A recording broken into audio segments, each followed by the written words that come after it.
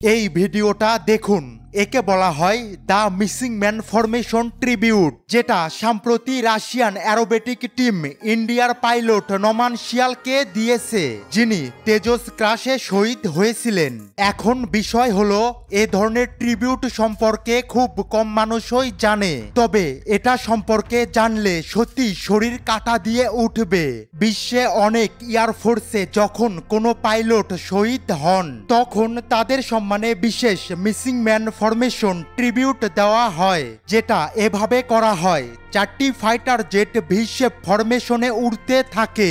কিছু দূর যাওয়ার পর জেটগুলোর মধ্যে একটি হঠাৎ করে দল থেকে আলাদা হয়ে উপরে উঠে যায়। উপরে উঠে যাওয়াটা প্রতীকীভাবে বোঝায় যে পাইলট আর আমাদের মাঝে নেই।